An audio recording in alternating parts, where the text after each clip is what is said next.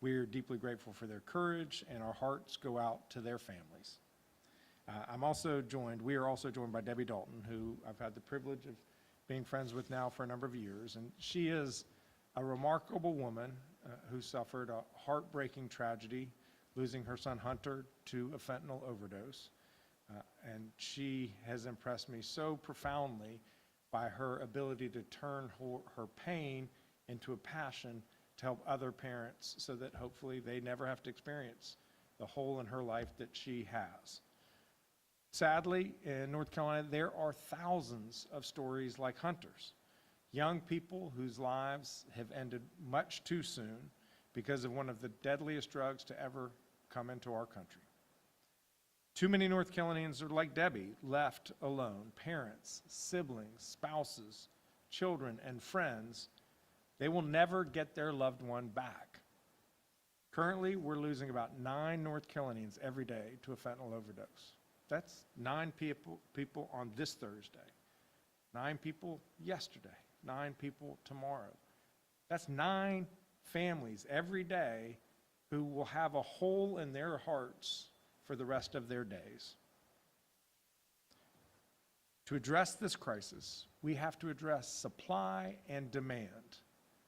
On the demand side, we have to reduce the number of people who are chemically dependent on opioids.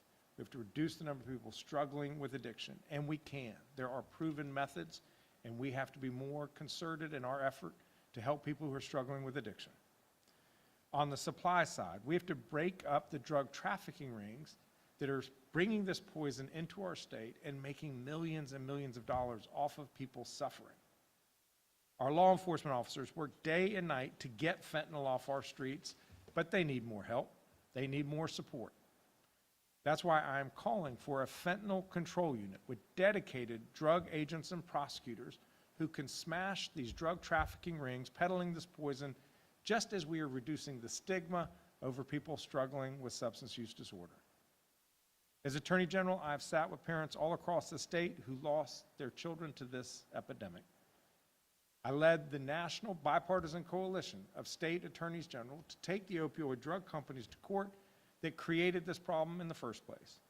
And we won $55 billion from these companies. North Carolina shares $1.5 billion, and it's all to help people who are struggling with addiction try to get to that happier, healthier place. Nearly every dollar is going to help people struggling with addiction.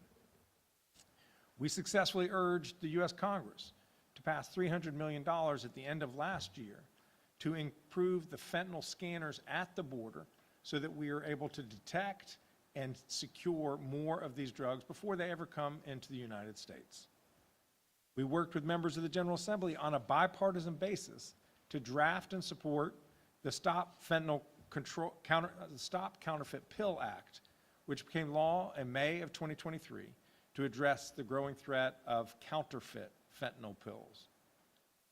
We also strengthened North Carolina's new anti-money laundering statute to increase the cost of dealing drugs in this state.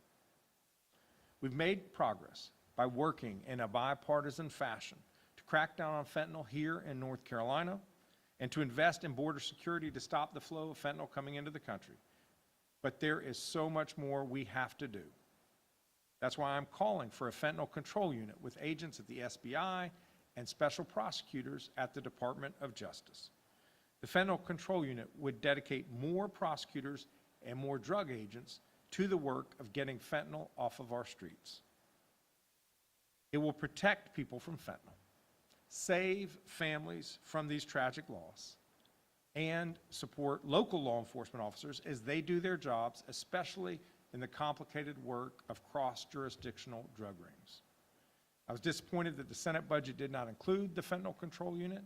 I'm hopeful that the House budget, which is being deliberated as we speak, will include the fentanyl control unit, that they will recognize the urgency of this public safety and public health crisis and dedicate resources to attack it. That's how we will honor the memory of Hunter and all of the North Carolinians that we have lost too soon. I want to thank you, and I will now invite forward Debbie Dalton. Thank you, Governor Stein. You know what I wish? I wish everybody in this room had had the chance to meet Hunter. because if you had, I guarantee you, you would walk away from that meeting with a smile, minimum a smile, but probably a laugh. Hunter was hands down the funniest, happiest person I have ever known in my life, ever will know. He lived life to the fullest. He loved unconditionally. Hunter never saw size, shape, or color. He genuinely cared about people. One of his friends shared with me that when she started college, she was 100 pounds overweight and very self-conscious about it. And she said, but every time she saw Hunter, he made her feel like she was Miss America. He just had this gift. And don't you know, when she decided to lose weight, Hunter was her biggest supporter and biggest cheerleader. He just had this gift. And I know I sound like a bragging mom up here, and I am, but he had something special. You know, if you ever gave Hunter a call or just asked him, what are you up to? His response was always, I'm just living the HD life, man. And that meant a life of travel and adventure and so much love, unconditional love, love of family, love of friends, and a lot of sports, quite frankly. He loved all sports. Turned out to be quite the golfer. So many decisions that Hunter made right. You know, he made so many good choices. He graduated UNC Charlotte, got a great job in Raleigh, Durham. You know, as a parent, when your child walks across that stage at graduation, you're like, we're there. We've got this, right? He was just living the dream, everything going his way. He came home from Raleigh in 2016 and ran into one of his best friends, and that is key to this story as well. And the best friend gave Hunter a recreational drug, and unbeknownst to either one of them, the drug was cut with fentanyl. It took hardly a minute for my 6'3", very healthy son to have a heart attack. Now, he was so strong, they were able to revive him, but I sat with my son in the hospital holding his hand for 7 days. He never regained consciousness, and I held his hand as he took his last breath.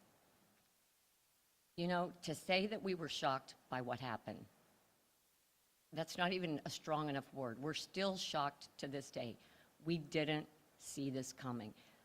But that's the thing with fentanyl. You don't see it coming. But it's coming, it's relentless, and it's killing our young people, and nobody is safe from it.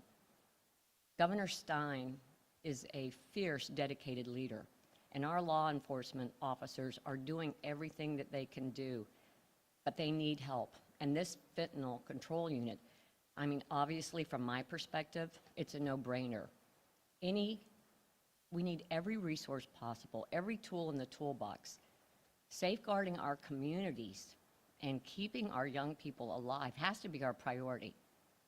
And fentanyl is going to continue to leave a path of destruction everywhere it goes. To Governor Stein's point, we don't need any more Hunter stories. I miss my son. Excuse me. Sometimes it just gets you. Thank you. I miss him every second of every day. That never will go away. But even one more senseless loss, one more gutted, heartbroken family is one too much. Thank you.